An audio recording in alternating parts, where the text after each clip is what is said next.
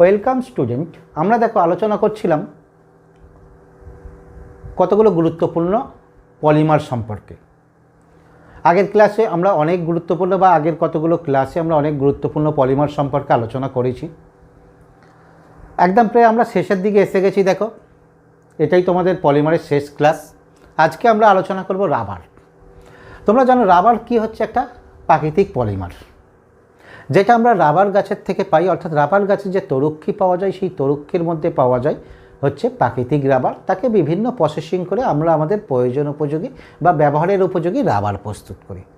এখন দেখো, আমরা রাবার গাছ থেকে যে তরুক্ষী পাই তার মধ্যে তোমার কি থাকে, বা তার মধ্যে যে রাবার থাকে সেটা কিসের পলিমার? সে বলছে সেটা সিস আইসোপিনের পলিমার। অর্থাৎ এর ক্ষেত্রে মনোমারটাকে একটু খেয়াল করো।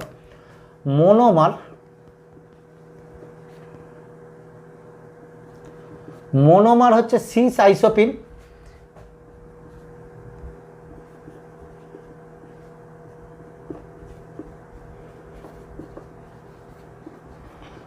সংকেতটা লিখছি দেখো।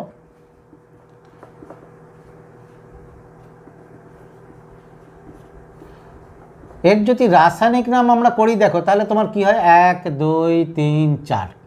তাহলে 2 মিথাইল বিউটা বা 1,3 বিউটাডাইন বা বিউটা 1,3 ডাইইন বা দেখবে বিউটা 1,3 ডাইন এইটা। তাহলে 2 মিথাইল 1,3 বিউটাডাইন এর সিস আইসোমার, এটাই হচ্ছে আইসোপিন। অর্থাৎ তাহলে গঠনটা কীরকম আসবে দেখো, CH2 ডবল বন্ধন সি, এদিকে মিথাইল, এইখানে আবার CH, এইটাই হচ্ছে তোমার কি আছে? আইসোপিন। এ যখন দেখো পলিমারাইজেশন প্রক্রিয়া ঘটে তখন তোমার কি হয়? আচ্ছা, আরও একটা অণু লিখে তোমাদের দেখিয়ে দিচ্ছি। তাহলে এর পাশে যদি আরও একটা অণু লিখে দেখো প্লাস দিয়ে, তাহলে CH2 ডবল বন্ধন সি, মিথাইল CH ডবল বন্ধন CH2। এরকম n সংখ্যক অণু পরস্পরের সঙ্গে, আমি দুটো লিখেছি, সে নর্মালভাবে n দিয়েই প্রকাশ করলাম। কি হয়? এই বন্ধনটা খুলে এখানে আসে, এইটা খুলে এর সঙ্গে যুক্ত হয়, এটা এখানে, এইটা পরেরটার সঙ্গে যুক্ত হয়। তাহলে এখানে দেখো কি হয়ে যাবে? এইটা তোমার CH2, এদিকে আরও একটা যুক্ত হবে, এখানে সিঙ্গেল বন্ধন হয়ে গেছে সি, এদিকে মিথাইল রয়ে গেছে, এখানে ডবল বন্ধন এসে গেছে, তাহলে CH, এটা সিঙ্গেল বন্ধন হয়ে গেছে, অর্থাৎ এই বন্ধন খুলে এর সঙ্গে যুক্ত হয়েছে CH2। এখানে দেখো এই CH2 সি, এখানে মিথাইল, এখানে ডবল বন্ধন হয়ে গেছে CH, এখানে সিঙ্গেল বন্ধন CH2, এদিকে আরও যুক্ত আছে। তাহলে আমরা যদি দেখো একটা সিঙ্গেল ইউনিটকে আমি এখানে দুটো অণু দিয়ে দেখিয়েছি, যদি সিঙ্গেল অণুকে লিখি তাহলে কি হবে? এইটা হচ্ছে তোমার দ্যাট ইজ পলিমার বা তোমার কি আছে? রাবার। এটাই প্রাকৃতিক রাবার। তো এর সঙ্গে দেখো, এর সঙ্গে আরেকটা জিনিস তোমাদের বলে রাখি, এইটার ক্ষেত্রে যদি আমরা এই সিস না হয়ে যদি ট্রান্স আইসোমার ব্যবহার করা হতো তাহলেও একটা প্রাকৃতিক রাবার প্রস্তুত হয়। অর্থাৎ তোমার কি আছে? CH2 ডবল বন্ধন সি, CH3 CH2। তাহলে এইটা কি হয়ে গেছে দেখো? Trans isomer. এখান থেকে যে পলিমারটা উৎপন্ন হবে দেখো, এই CH2, তাহলে এই CH2 এর এদিকে যুক্ত থাকবে, এটা সিঙ্গেল বন্ধন হয়ে যাবে, এখানে মিথাইল, এইটা ডবল বন্ধন, অর্থাৎ এই বন্ধন খুলে এখানে, এইটা পরেরটার সঙ্গে, অর্থাৎ পরের অণুর সঙ্গে যুক্ত হবে। তাহলে এটা কি হবে? CH, এদিকে CH2 এই যুক্ত থাকবে। তাহলে এই দেখো, এটা হচ্ছে ট্রান্স আইসোমার।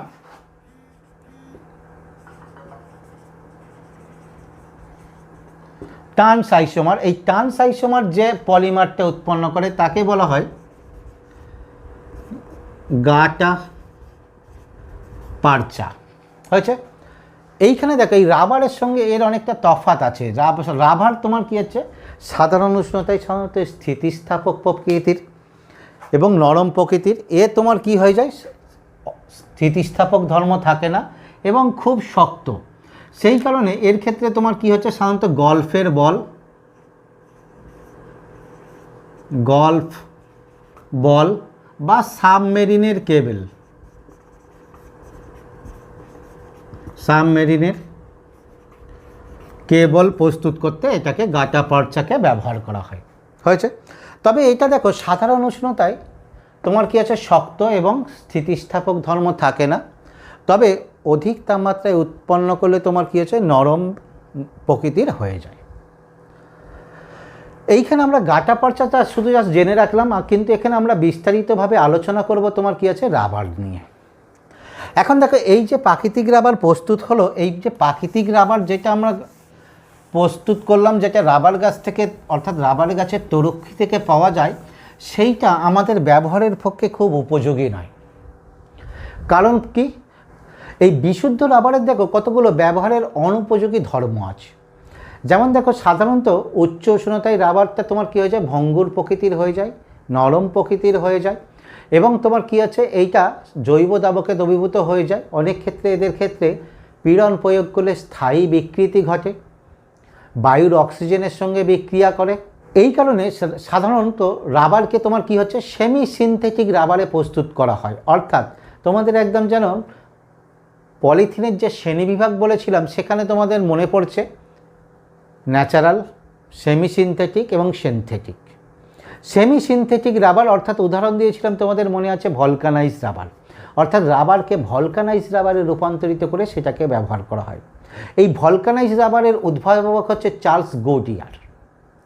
চার্লস গোডিয়ার কী করলেন, এই রাবারকে সালফারের সঙ্গে মিশিয়ে উত্তপ্ত করলেন। আর সালফারের সঙ্গে মিশিয়ে উত্তপ্ত করলে যে রাবারটা আমরা পাই তাকে বলা হচ্ছে ভলকানাইজ রাবার, আর এই প্রক্রিয়াকে বলা হয় ভলকানাইজেশন। এখন দেখো এই রাবারের ভলকানাইজেশনের তোমাদের প্রয়োজনীয়তাটা কি হলো? প্রয়োজনীয়তা হলো যে সাধারণ রাবারকে আমরা ব্যবহারের উপযোগী হিসাবে পাই না। তোমাদের এখানে কোশ্চেনটা দুইভাবে আসতে পারে, যে সাধারণ রাবার ব্যবহারের উপযোগী নয় কেন, বা রাবারকে ভলকানাইজেশন করা হয় কেন। দুটোর উত্তর কিন্তু একই, যেটা আমি আগের ক্ষেত্রে বললাম, রাবারের যে ধর্ম, অর্থাৎ তোমার কি আছে, এটা উচ্চ উষ্ণতায় তোমার ভঙ্গুর প্রকৃতির হয়ে যায়, বায়ুর অক্সিজেন দ্বারা আক্রান্ত হয়, জৈব দাবকে দ্রবীভূত হয়, তোমার পীড়ন প্রয়োগ করে অনেক ক্ষেত্রে স্থায়ী বিকৃতি ঘটে ইত্যাদি, টান শক্তি কম। এই কারণে রাবারকে ভলকানাইজ করতে হয়, অর্থাৎ সালফারের সঙ্গে মিশিয়ে উত্তপ্ত করতে হয়। এখন দেখো এই রাবারকে আমরা যদি সালফারের সঙ্গে মিশিয়ে উত্তপ্ত করি, ভালো করে খেয়াল করো, এইটা হচ্ছে তোমার কি আছে, রাবারের পলিমার। আমি যদি এটাকে সরল শৃঙ্খল আকারে লিখি, দেখো আমি এই রূপ আকারে লিখছি, অর্থাৎ এইখান থেকে শুরু করছি। দেখো CH2C CH3 ডাবল বন্ধন CH2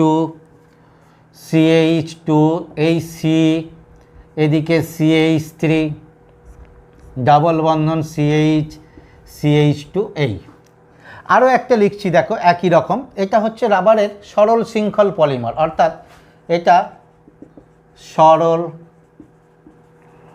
শৃঙ্খল পলিমার।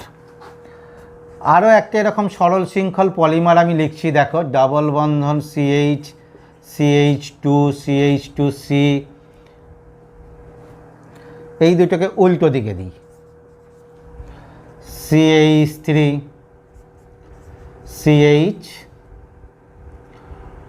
CH2।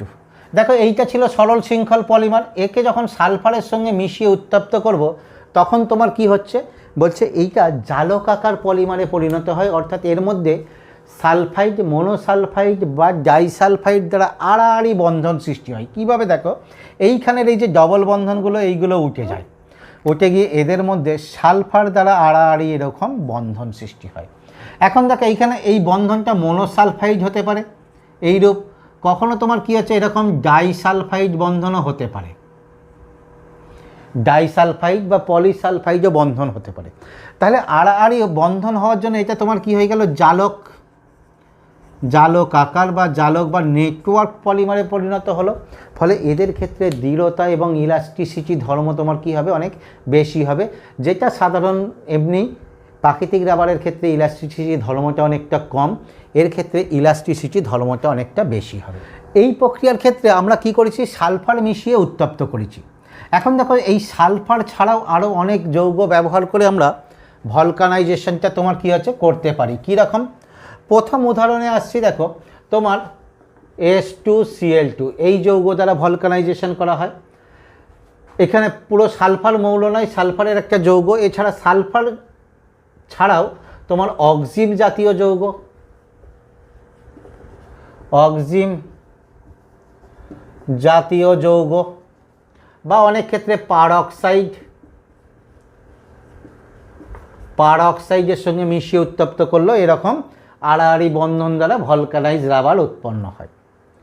এখন দেখো এই ভলকানাইজেশন প্রক্রিয়াটা খুব ধীর গতিতে ঘটে, সেই জন্যে এই ভলকানাইজেশনটাকে প্রক্রিয়াটাকে তরঙ্গায়িত করতে কতগুলো ত্বরক ব্যবহার করা হয়, যেমন জানথেট,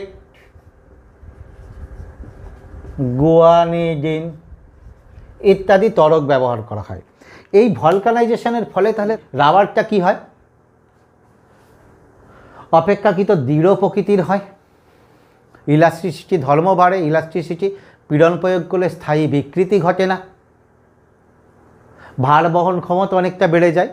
এবং শুধু তাই নয়, এখানে নির্ভর করে এই যে রাবারের প্রকৃতিটা কীরূপ হবে, সেখানে পুরোপুরি নির্ভর করে এই রাবারের ভলকানাইজেশনে এর মধ্যে উপস্থিত সালফারের পরিমাণ কীরূপ আছে তার উপরে।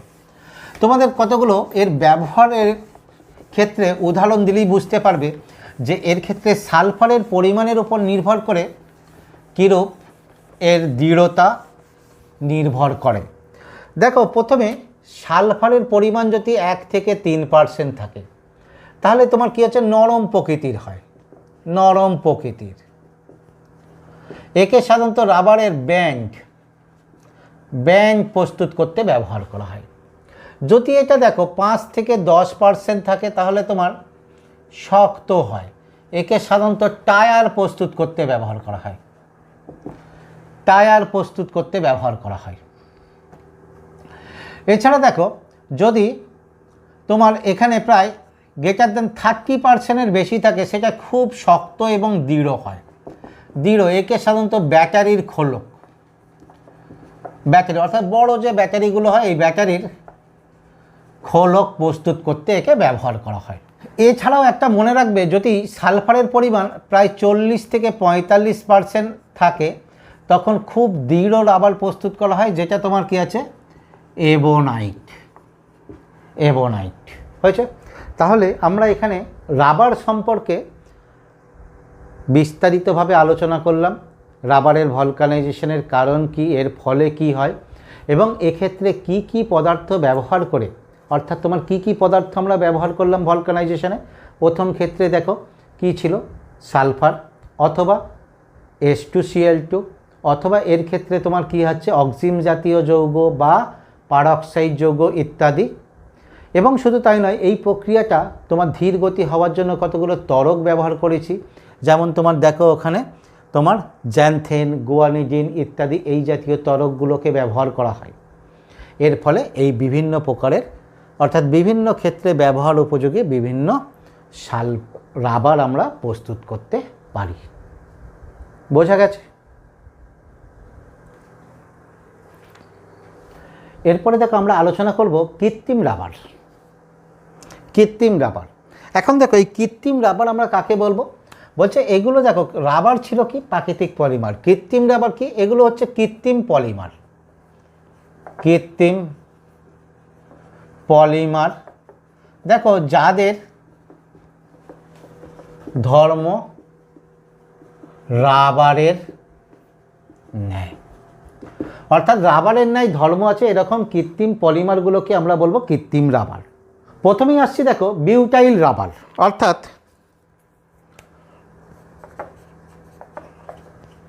Butyl rubber. এইগুলোর ক্ষেত্রে দেখো, এই কৃত্রিম রাবারগুলোর ক্ষেত্রে তোমরা মনোমারগুলো আর ব্যবহারগুলোই বেশি করে রাখবে। বিউটাইল রাবার, বিউটাইল রাবারের মনোমার ক্ষেত্রে কি ব্যবহার করা হয়? বলছে আইসোবিউটিন,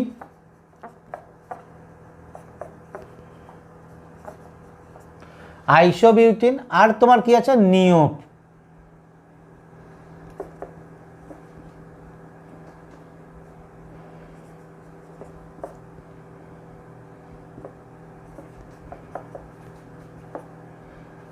নিওপিন।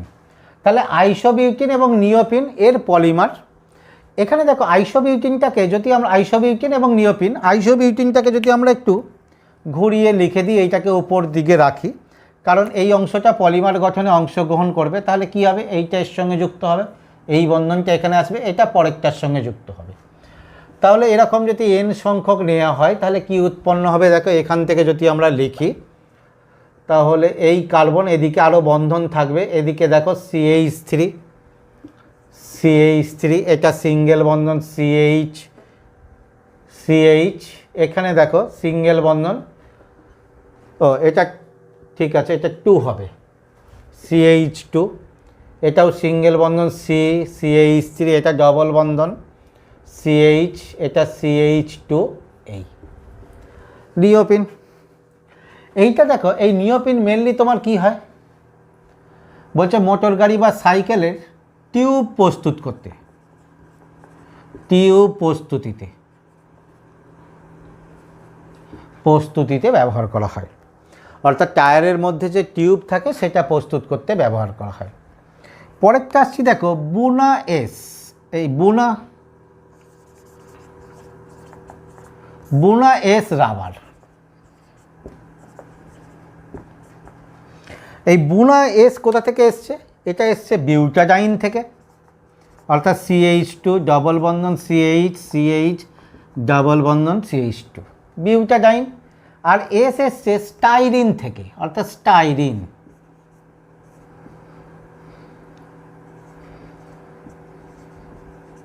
এই তাহলে আগের মতো দেখো এইটাই, এইখানে এইটা এর সঙ্গে যুক্ত হয়ে গেল এই বন্ধন এদিকে, তাহলে কি হবে n সংখ্যক নিলে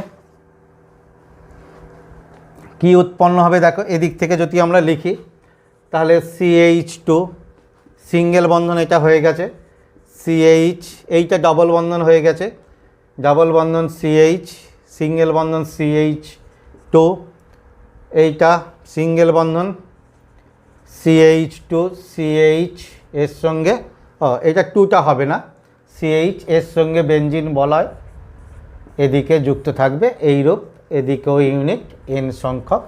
এইটা দ্যাট ইজ বুনা এস, অর্থাৎ বিউটাডাইন এবং স্টাইরিনের পলিমার। এটাও তোমার কি হচ্ছে টিউব প্রস্তুত করতে, এটা মনে রাখবে, টিউব প্রস্তুত করতে এবং জুতার সোল ইত্যাদি আরও অপেক্ষাকৃত একটু দৃঢ় প্রকৃতির হয়, সেই জন্য টিউব, জুতার সোল ইত্যাদি প্রস্তুতির ক্ষেত্রে একে ব্যবহার করা হয়। পরেরটা আসছি দেখো বুনা এন রাবার, অর্থাৎ বুনা এন রাবার। আগের মতো একই দেখো, বুনা বিউটাডাইন, অর্থাৎ CH2 ডবল বন্ধন CH ডবল বন্ধন CH2 বিউটাডাইন। আর কি অ্যাক্রাইলোনাইট্রাইল CH2 ডবল বন্ধন CN, অর্থাৎ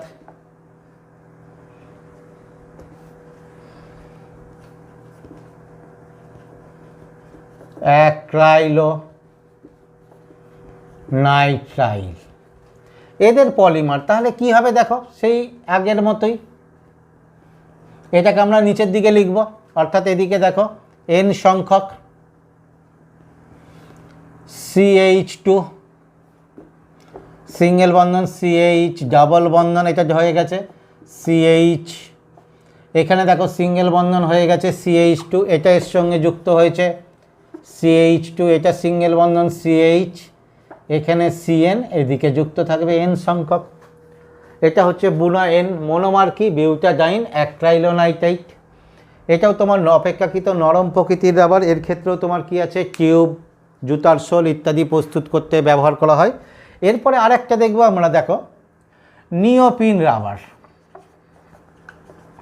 নিওপিন রাবার, এই নিওপিন রাবারটা কি বলছে, এটা দেখো ক্লোরোপিনের পলিআইসোমার, অর্থাৎ তোমার কি আছে CH2C ডাবল বন্ধন Cl CH, এইটা আইসোপিনটা কি ছিল দেখো, এখানে মিথাইল থাকলে আইসোপিন, ক্লোরিন থাকলে তাহলে তোমার কি আছে ক্লোরোপিন।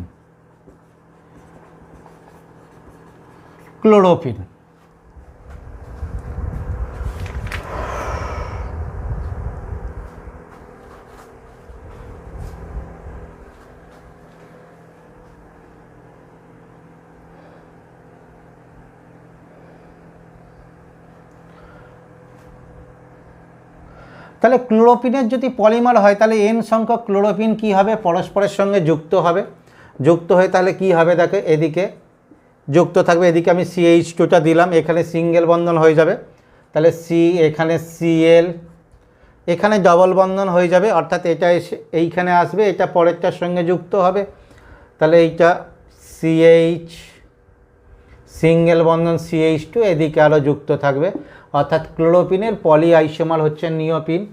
এর ক্ষেত্রেও তোমার কী আছে, ওই বেশিরভাগ ক্ষেত্রে দেখবে অপেক্ষাকৃত এটা দৃঢ় প্রকৃতির হয় এইটা, বা এর আগেও যেটা করিয়েছি তোমার কি আছে বোনা এন রাবার।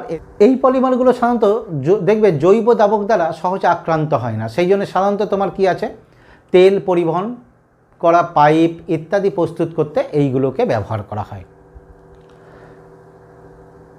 এরপরে দেখো আমরা পলিমারের আর একটা অংশ জেনে নেব, যেটা তোমরা এর আগে বহু শুনে এসছো, তোমাদের একবার বলে দিই, ভালো করে খেয়াল রাখবে। এই অংশ থেকেও কোশ্চেন আসে। তোমার পলিমারগুলো দেখো আমাদের জীবনযাত্রাকে অনেক সুগম করেছে, তা সত্ত্বেও তোমার কি করেছে, আমাদের জীবনযাত্রা চলার পথকে অনেক দূষিত করছে। এখন এই যে পলিমারগুলো আমরা ব্যবহার করছি, যেগুলোকে আমরা সহজে ব্যবহার করতে পারছি, সেইগুলো কিন্তু পলিমারগুলো আমাদের পরিবেশ দূষণের বর্তমান যুগে একটা মুখ্য ভূমিকা গ্রহণ করেছে বা পরিবেশকে দূষিত করছে। এখন দেখো এই দূষণ করছে বা দূষণ করছে না কোন পলিমার, তার উপরে নির্ভর করে আমরা পলিমারগুলোকে দুটো শ্রেণীতে ভাগ করি, বা এটাকে ঠিক দূষণ করছে না এর উপরে না বলে আমরা বলবো কিছু কিছু পলিমার আছে যেগুলো তোমার কি আছে পরিবেশের বিভিন্ন অণুজীব দ্বারা তোমার কি আছে ভেঙে চলে যায়, ভেঙে গিয়ে অপেক্ষাকৃত সরল উপাদান তোমার কি হচ্ছে কার্বন ডাইঅক্সাইড, জল, অ্যামোনিয়া ইত্যাদিতে পরিণত হয়। এই জাতীয় পলিমারগুলোকে বলা হয় বায়োডিগ্রেডেবল পলিমার। এই জাতীয় পলিমারগুলো সাধারণত পরিবেশ দূষণ ঘটায় না, কারণ সেগুলো তোমার কি আছে বিশ্লেষিত হয়ে গিয়ে পরিবেশের সঙ্গে মিশে যাচ্ছে। অপেক্ষাকৃত কিছু পলিমার আছে তোমার কি হচ্ছে যেগুলো বায়ুর অণুজীব দ্বারা বিয়োজিত হয়ে গিয়ে সরল উপাদান জল, কার্বন ডাইঅক্সাইড, অ্যামোনিয়া ইত্যাদিতে পরিণত হয় না, তারা দীর্ঘদিন ধরে পরিবেশের মধ্যে থেকে যায় এবং পরিবেশের মধ্যে তোমাদের কী হচ্ছে দূষণ সৃষ্টিকারী উপাদান সৃষ্টি করে বা উপাদান ছড়ায়, ফলে পরিবেশকে দূষিত করে। এই যেগুলো বিয়োজিত হয় না সেগুলোকে আমরা বলি নন বায়োডিগ্রেডেবল পলিমার। এখন দেখো এই নন বায়োডিগ্রেডেবল পলিমার এবং বায়োডিগ্রেডেবল পলিমার কোনগুলো হয়, বায়োডিগ্রেডেবল পলিমার কোনগুলো, সাধারণত যে কোনো প্রাকৃতিক পলিমার হচ্ছে বায়োডিগ্রেডেবল পলিমার, অর্থাৎ starch, rubber, glycogen, amino acid, protein ইত্যাদি যে সমস্ত তোমার কি হচ্ছে প্রাকৃতিক পলিমার সেগুলোই হচ্ছে বায়োডিগ্রেডেবল, তারা দূষণ সৃষ্টি করে না। আর যেগুলো সাধারণত কৃত্রিম পলিমার যেমন ধরো লাইলন, পলিথিন, পলিস্টার, পিভিসি ইত্যাদিগুলো তোমার কি হচ্ছে দীর্ঘদিন পরিবেশে থাকে, এরা তোমার কি আছে দূষণ সৃষ্টিকারী নন বায়োডিগ্রেডেবল পলিমার। তবে সব কিন্তু কৃত্রিম পলিমারই নন বায়োডিগ্রেডেবল না, বিশেষত অ্যালিফেটিক এস্টার বা অ্যালিফেটিক অ্যামাইড পলিমারগুলো ভালো করে খেয়াল করবে, অ্যালিফেটিক এস্টার বা অ্যালিফেটিক অ্যামাইড ইত্যাদি পলিমারগুলো তোমার কি হচ্ছে বায়োডিগ্রেডেবল পলিমার হয় কৃত্রিম পলিমার হলেও। যেমন অনেক ক্ষেত্রে তোমার দেখবে তোমার পলিকার্বক্সিলিক অ্যাসিড যে সমস্ত পলিমারগুলো পলিকার্বক্সিলিক অ্যাসিডের পলিমারগুলো তোমার কি হচ্ছে দেখি বায়োডিগ্রেডেবল পলিমার হয়। এছাড়াও বর্তমানে তোমার কি করা হচ্ছে যে সমস্ত পলিমারগুলো নন বায়োডিগ্রেডেবল অর্থাৎ কৃত্রিম পলিমার তার মধ্যে অপেক্ষাকৃত বায়োডিগ্রেডেবল উপাদান মনোমার ভরে দিয়ে তাকে বায়োডিগ্রেডেবল পলিমারে রূপান্তর করা হয়।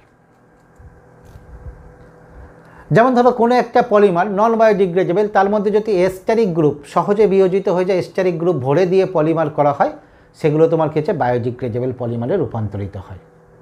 এছাড়াও দেখো তোমরা দেখবে যে পলিমারের শ্রেণীবিভাগ আলোচনায় আমরা যে বলেছিলাম সেমি সিনথেটিক যে পলিমারগুলো, অর্থাৎ কিছু প্রাকৃতিক পলিমারকে তোমার কি আছে কিছু মডিফিকেশান করে অন্য যে পলিমারে রূপান্তরিত করা হচ্ছে, যেমন vulcanise rubber, cellulose nitrate, cellulose diacetate, এই জাতীয় পলিমারগুলোও তোমার কী হচ্ছে বায়োডিগ্রেডেবল পলিমার হয়। তাহলে এখান থেকে তোমরা দেখো বায়োডিগ্রেডেবল পলিমার নন বায়োডিগ্রেডেবল পলিমারের সংজ্ঞাগুলো ভালো করে করবে এবং এর ক্ষেত্রে কিছু উপাদান করবে এবং বিশেষত এই রকম উপাদান যেগুলো ধরো কৃত্রিম পলিমার অথচ বায়োডিগ্রেডেবল, এই জাতীয় কিছু উদাহরণগুলো করে রাখবে। যদি কখনো শক্ত কোশ্চেন দেয় তাহলে ওই টাইপের কোশ্চেনগুলো তোমাদের দিতে পারে। আর পলিমারগুলো করার সময় তোমার কি করবে, এদের মনোমারগুলো কি আর ব্যবহারগুলো কি এইগুলোকে ভালো করে করবে। সবার ক্ষেত্রেই ধর্মগুলো দেখবে অনেকগুলো কমন আছে, সেই জন্যে তোমাদের ধর্মগুলো দেখবে সহজেই হয়ে যাবে। আর কিছু কিছু পলিমার যেগুলো দেখবে আমি ডিটেলসে প্রস্তুতি প্রক্রিয়া আলোচনা করেছি, ভালো করে খেয়াল করবে, ডিটেলসে যাদের প্রস্তুতি প্রক্রিয়া আলোচনা করেছি সেই রকম পলিমারগুলোর প্রস্তুতিগুলোকেও একটু দেখে রাখবে। তাহলে তোমাদের পলিমারটাকে আজকেই এখানে শেষ করা হলো। তোমাদের আগেও যেটা বলেছি যে তোমাদের যদি কোনো জায়গায় অসুবিধা থাকে তাহলে তোমরা সেটা আমাকে জানাবে, প্রয়োজনে তোমাদের আমি আলাদা একটা ছোট সেই অংশটুকুর ছোট একটা ভিডিও করে তোমাদেরকে দিয়ে দেবো। বা তোমাদের যদি কোনো সাজেশান থাকে কোনো কিছু, সেটাও তোমরা জানাবে, সেটা তোমাদের দেওয়া হবে। অর্থাৎ কোশ্চেন অ্যান্সার সংক্রান্ত ইত্যাদি কোনো সাজেশান থাকলেও তোমরা সেটা জানাবে, সেটা তোমাদেরকে সেইভাবে সাপ্লাই করা হবে। তাহলে ভালো করে পড়াগুলো তৈরি করো।